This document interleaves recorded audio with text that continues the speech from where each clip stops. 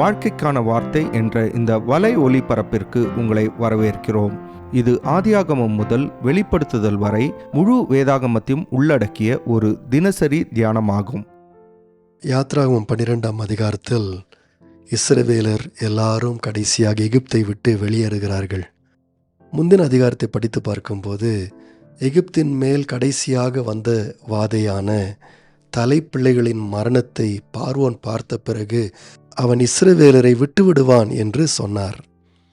ஆனால் அந்த வாதை வரும் முன்பதாக இஸ்ரவேல் ஜனங்கள் இப்பொழுது பஸ்கா பண்டிகை ஆசரிக்க வேண்டும் என்று ஆண்டவர் இப்பொழுது கட்டளையிடுகின்றார். இது ஏனென்றால் ஆண்டவர் கோசேனையும் வந்து சந்திப்பார் என்று சொல்லுகின்றார். ஆகவே இஸ்ரவேல் ஜனங்கள் தங்களை காப்பாற்றிக் கொள்ள வேண்டும் என்று சொன்னால் ஆண்டவர் சொன்னபடியே அவர்கள் இந்த பஸ்காவை ஆசரிக்க வேண்டும். இந்த பஸ்காவை குறித்து ஆண்டவர் அநேக கட்டளைகளை கொடுக்கின்றார்.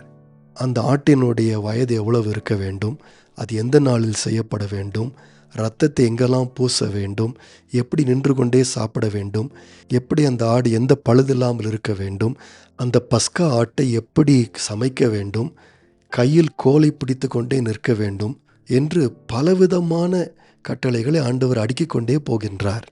இதை வாசிக்கும்போது நமக்கு என்ன புரிகிறது என்று சொன்னால், இஸ்ரவேல் ஜனங்கள் இப்பொழுது கர்த்தரை விசுவாசிக்க வேண்டும். அதாவது உண்மையாகவே ஆண்டவர் எகிப்திலே வந்து இறங்கப் போகிறார் என்பதை அவர்கள் விசுவாசிக்க வேண்டும்.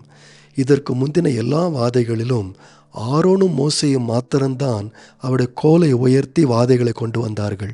ஆனால் இந்த முறை அந்த 2 சகோதரர்களும் ஒன்றும் செய்யப்போவது கிடையாது. ஆண்டவர் தாமே எகிப்தில் வந்து இறங்கப் போகின்றார்.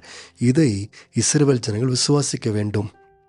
அடுத்தபடியாக இஸ்ரவேல் ஜனங்கள் ஆண்டவர் சொன்ன எல்லா குறிப்பிட்ட கட்டளைகளையும் பின்பற்றுவதன் மூலம், கீழ்ப்படிதலின் மூலம் தங்களுடைய விசுவாசத்தை வெளிப்படுத்தி காண்பிக்க வேண்டும்.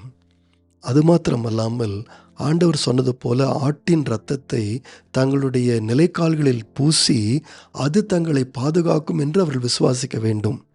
இப்படியாக இஸ்ரவேல் ஜனங்கள் ஆண்டவர் விசுவாசித்தார்களா? பார்வோனும் எகிப்தியர்களும் கீழ்ப்படியாத போது இவர்கள் கீழ்ப்படிந்தார்களா? 28ஆம் வசனம் இப்படியாக சொல்லுகின்றது, இஸ்ரவேல் புத்திரர் போய் அப்படியே செய்தார்கள். கர்த்தர் மோசேக்கும் ஆரோனுக்கும் கட்டளையிட்டபடியே செய்தார்கள். இது மிக அற்புதமான ஒரு காரியமாக இருக்கின்றது. பாருங்கள், இஸ்ரவேல் ஜனங்கள் பார்வோன் 9 வாதைகளுக்கு பின்பும் அவன் விடவில்லை, கீழ்ப்படியவில்லை என்று பார்த்தார்கள். இப்பொழுதும் அவர்கள் மிக கொடுமையான தொடருகின்ற அடிமைத்தனத்தில் தான் இருக்கிறார்கள்.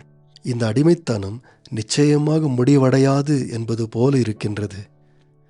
இந்த நேரத்தில் ஆண்டவர் தலைப்பிள்ளைகளை அழிப்பேன் என்றும் இதனாலே இஸ்ரவேலினுடைய அடிமைத்தனம் முடிவடையும் என்று சொல்லுகின்றார். இஸ்ரவேல் ஜனங்கள் முன்பு போலதான் மறுபடியும் எந்த மாற்றம் ஏற்படாது என்று நினைத்திருக்க முடியும். ஆனால் அற்புதமான விதத்தில் எல்லா இஸ்ரவேல் ஜனங்களும் ஆண்டவருடைய வார்த்தையை விசுவாசித்தார்கள். ஆண்டவர் சொன்னபடி எல்லாம் செய்தார்கள். நண்பர்களே, இன்று கூட நீங்களும் நானும் இப்படிப்பட்ட விசுவாசத்தினாலே நாம் ரட்சிக்கப்படுகின்றோம். நமக்காக ஏற்கனவே கொடுக்கப்பட்ட ஆட்டுக்குட்டியானவரை நாம் விசுவாசிக்கின்றோம். அந்த விசுவாசத்தின் மூலமாய் வரப்போகின்ற கோபாக்கினிலிருந்து நாம் தப்பித்து கொள்ளுகின்றோம். ஆனால் உண்மையான விசுவாசம் எப்பொழுதும் கிரியையில் காண்பிக்கப்படுகின்றது. ஆகவே நீங்களும் நானும் தொடர்ந்து அப்படிப்பட்ட விசுவாசத்தை கைக்கொள்ளுவோம். இஸ்ரவேல் ஜனங்கள் பஸ்காவை குறித்தும் எகிப்திலிருந்து விடுதலை பெறுவார்கள் என்று ஆண்டவர் சொன்னதை மட்டுமல் விசுவாசிக்கவில்லை, இன்னொரு முக்கியமான காரியத்தை விசுவாசித்தார்கள். ஆண்டவர் அவர்களிடத்தில் இன்னொரு காரியத்தை செய்ய சொன்னார். எகிப்தியர்களிடத்திலே பொன் வெள்ளி உடைகளை கேட்கும்படியாய் சொன்னார். அந்த கட்டளையும் அவர்கள் அப்படியே பின்பற்றினார்கள். ஆகவே 36ஆம் வசனத்தில் வாசிக்கிறோம், கர்த்தர் ஜனங்களுக்கு எகிப்தியரின் கண்களில் தயவு கிடைக்கும்படி செய்ததினால் கேட்டதை அவர்களுக்கு கொடுத்தார்கள். இவ்விதமாய் அவர்கள் எகிப்தியரை கொள்ளையிட்டார்கள். நண்பர்களே, இந்த காரியம் நம்முடைய காதுகளுக்கு மிக விகற்பமாக தோன்றலாம். ஆனால் இதுதான் உண்மை. இஸ்ரவேல் ஜனங்களை அடிமைகளாக வைத்து மிக கொடுமையாக இந்த எகிப்தியர்கள் வேலை வாங்கினார்கள்.